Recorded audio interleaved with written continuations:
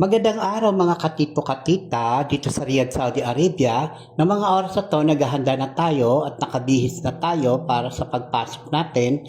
Ito, nandito pa tayo sa ating bahay dahil medyo natagalan tayo ngayon guys dahil nag-overtime tayo dahil naglaba ako at nagluto at tapos naglinis na rin ako ng konti at meron tayong mga kasamahan dito sa company na tinulungan natin silang maglaba kasi na ano naman ako, ibang lahi sila guys. Kaya ito, ayusin, lalagyan ko ng tali. Ito yung ginagamit ko muna kay Bella. Mahaba naman siya, meron siyang ano.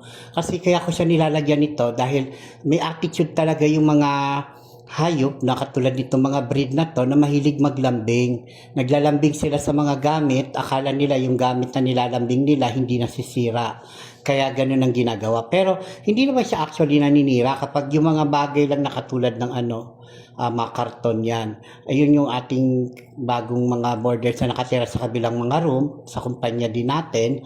Bali, tinulungan ko sila kanina at binigyan ko ng mga sabon, ng mga kailangan nila kasi nakakaawa naman, pati sa paglalaba. Kaya tinulungan ko na rin. Ngayon lumabas na tayo, papunta tayo sa work. Ang mga oras na to guys, ngayon alauna pasado na oras dito sa Riyadh, Saudi Arabia. Kaya sobrang init at tarik ng araw. Kaya ngayon, kailangan natin magmadali kasi maglilinis pa tayo sa ating shop dahil hindi tayo nakapag-ayos kagabi. Ito, nagdala na rin ako ng bagong towel, may mga sabon. Yung ginagamit ko, Piari na sabon, maganda siya kasi sa Nepal ko to siya nakita ginagamit at paborito rin siya ng mga Arabo. Ang tawag dyan is sabon na Piari.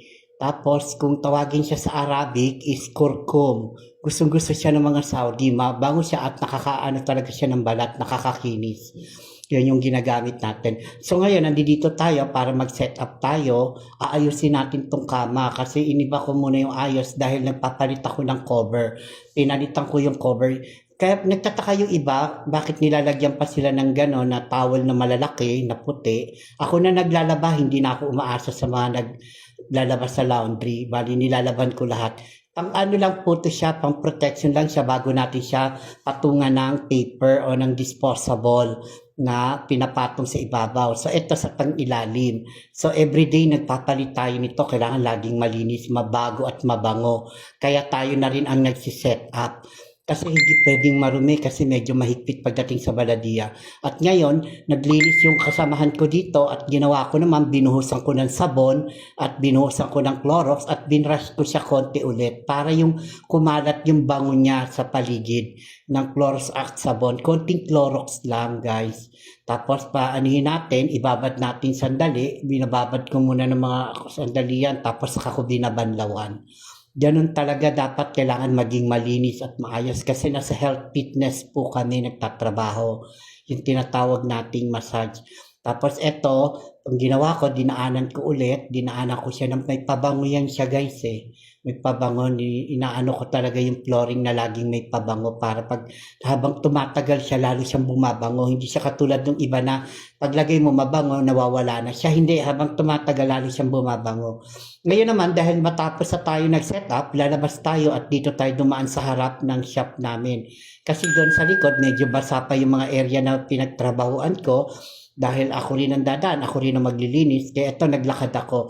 At pupunta muna ako dito sa isang coffee shop ng aking amo dahil meron akong kasamahan dito na nagtatrabaho na ibang lahi na kailangan natin bigyan ng pandagdag at pambili ng gas.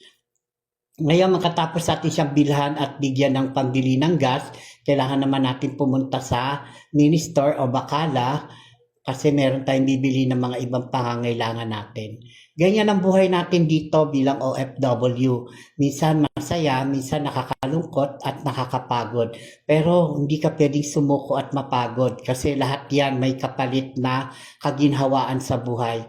Kaya ganyan ko kahalagahan ang aking trabaho at iningatan. At ngayon nandito na tayo sa bakala para bumili tayo ng mineral water na gagamitin ng ating mga pasyente. at bibili na rin tayo ng konting pagkain at tissue na gagamitin ko naman sa shop. Kasi meron kaming tissue sa shop, medyo hindi ko siya gusto, bumibili ako ng makapal.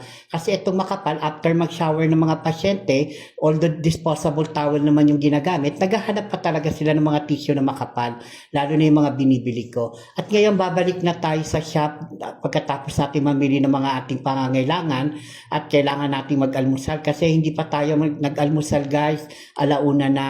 Siguro sabay tanghalian na rin to. Kaya ganun talaga, mas mahalaga minsan ang trabaho pero lagi nating tatandaan, wag nating kalilimutan ang kumain ng maayos.